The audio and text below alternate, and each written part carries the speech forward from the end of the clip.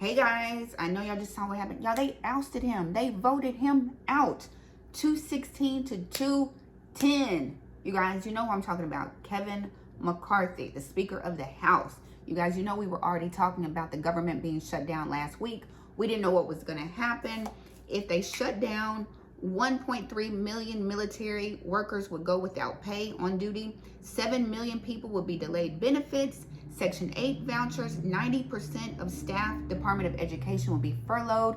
I've got followers who've been through 2 shutdowns. This would have been their 3rd one, right? So we were trying to see everybody was holding their breath to see if the government was going to really shut down, right? But at the last minute, they agreed. Let's talk about how we got here, okay? Because they have just voted out Kevin McCarthy, the Speaker of the House, because he threw out a bill, a CR bill at the last minute and got the Democrats to agree to it, so that avoided the shutdown, right? So it kept the government open for 45 days, right? When he threw that bill out there. But you know, his party, first of all, time out. This is not a Republican Democrat channel. It's honestly a real estate channel, but we talk about everything, right? By the end of this video, I'm going to be talking about real estate and foreclosures and all that, okay? Because I'm a foreclosure auctioneer, you guys. I auction off foreclosures. But back to the government shutdown, because you know these student loans came due. I got my email, right? I know y'all got your email too. Everything is going on right now. So back to what I was saying.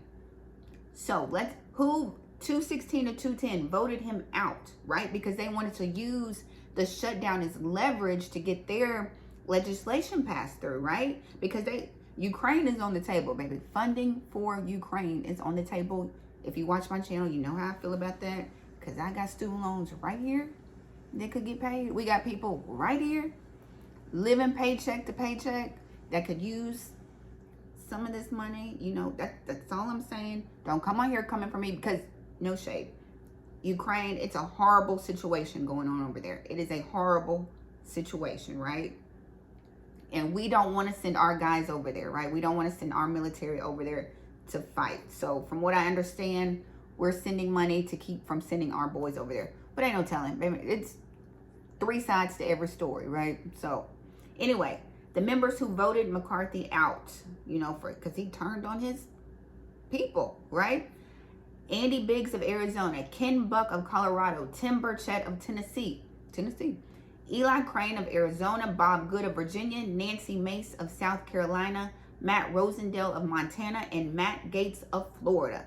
They ousted him, voted to get him out, and he is out. The first time in history. So now Patrick McHenry of North Carolina is the temporary speaker, right? First time in history.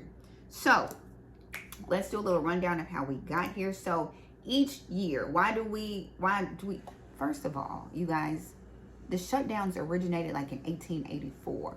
Why are we still even like, if you can't agree on this funding, we're going to shut down the government. And shut down the government means it's tied to these people's jobs and paychecks, and they're going to get furloughed. Why is that still, y'all, it's 2023. Like, let's come up with a better, like if government gets shut down, then this happens. It shouldn't be these people are going to not get paid, right? Like, let's find another contingency to the government getting shut down. It's 2023. Like, if y'all can't agree on it, then y'all don't get paid, right? Don't let it be us down here, the normal people, not get paid. Y'all don't get paid. And I bet you they come up with an agreement real quick if it was tied to their paycheck, right? But anyway, that's another story for another day, right? So why, like, government shutdowns, where did it come from, right? So every year, Congress must pass legislation to fund the federal government for the coming fiscal year, okay? And then a shutdown occurs if they can't finish this process in time. And that's what they were racing against. So it's a lot of things on the table for this shutdown, right? And one of them being Ukraine and how much money we are sending over them. The bill includes $4.5 billion with a B, to support Ukraine through the defense budget, $1.65 in other aid for the country, and $6 billion with a B for disaster relief. Okay, So, you know, you guys, all I'm saying is it's cheaper to send a wire right here than to send a foreign wire, right? I mean, I feel like it's cheaper to do that, right? It's people here who need help, right? I don't know. I'm just down here, right? But anyway, so McCarthy passed this last minute deal, right? Like the night before. He basically reversed course, passed this 45-day bill with billions in disaster aid, but none of the new Ukraine aid in a separate Senate deal, okay? So it was his way to divert the government shutdown. Let's see. It was a 71-page bill. Let's see. Hakeem Jeffries from New York said, we are on the brink of a government shutdown, and at the 11th hour, legislation is dropped, right? Dropped on us. And we're told that you have 5 or 10 minutes to evaluate the legislation, and it's 70 pages long, right? So, but they said in the end, it was a good enough deal for the vast majority of Democrats to say yes to. They said it's not a perfect deal, let's be clear, and it's not a permanent solution. While Democrats said, while we support this measure to end this immediate crisis, we continue our calls for additional funding to support Ukraine in their fight for democracy and will work tirelessly to ensure that they have the assistance required to win this war. I need y'all to work tirelessly for us, for me. I live in the United States of America. Work tirelessly for us, right? For teachers, for military. But I get it, you guys. I don't want them to send our military over there either, because we don't take care of our military when they come back. Let's just be honest about that too. We send them over there to fight and defend us, and when they come back home to us, we do not take care of them, right? We do a horrible job on that, and I stand on that. My granddad was in World War II, right? So I hate how we treat our military when they come back home, right? We should not have a veteran standing outside with a homeless sign. Makes no sense to me. And it's funny how this article ends with McCarthy's bold decision now raises another critical question. What will it mean for his political future? Well, baby, we saw today what it meant, right? Because they voted him out, 216 to 210. He is out, right? And I think they are at recess right now. They won't be voting anymore. If you're watching this video, it is October 3rd. Okay, you guys, this October 3rd, this literally just happened, right? I think they are actually at recess right now. That is what's going on. The plot thickens. The plot thickens. Again, this is not a political channel. I don't care red, blue. I don't care anything about that, you guys. So when y'all hop in the comments and start going I'm going to say thank you for watching. You guys, I'm just going to be like, thanks for watching. Okay, you guys. So what I really wanted to talk about before the breaking news hit, what's going on with auctions. So, I'm an auctioneer here in Shelby County in Memphis, Tennessee. I auction here, Nashville, surrounding southern states, foreclosures. So what I am noticing, which is kind of good or bad, depending on, what you're doing. But Georgia, okay, Georgia, the first Tuesday of the month is when Georgia has their big auctions, when the bulk of their auctions take place. I'm talking about Camden, Chatham, Cherokee County, Cobb County, Coffee, Douglas, DeKalb, Fulton County, Gwinnett County. Tons of them went up today, actually, because today's the first Tuesday of the month. A ton of them went up. But what I noticed, you guys, while there were some good deals, a lot of them reverted back to the bank, right? That means, for you don't know, auctions, you guys.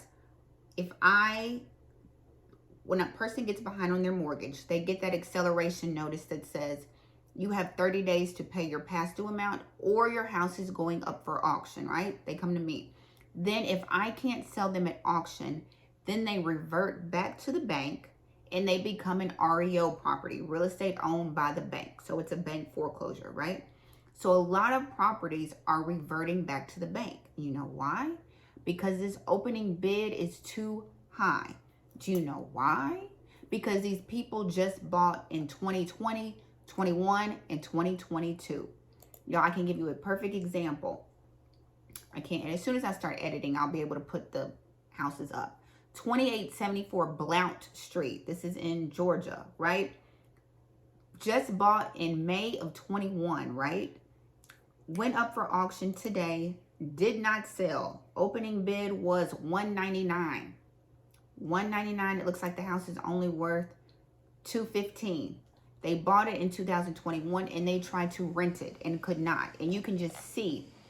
I'll put the link below so you can see the house. They tried to rent it numerous times, you guys. As soon as they bought it, they tried to rent it. $1,600, $1,550, $1,500.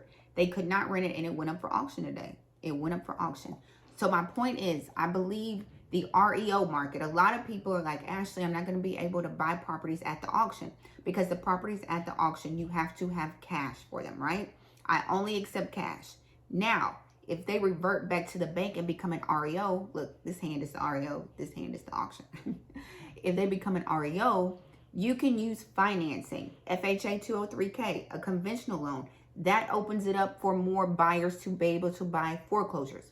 If I was a buyer right now, I'm not buying anything on the market right now because these property values are dropping too quickly, right? They're dropping too quickly. I wouldn't buy anything on the market because you're probably going to be upset. Everybody who bought in 2021, 2022 at the top of the market, overpaid, bidding wars, these market values, the home values are coming down.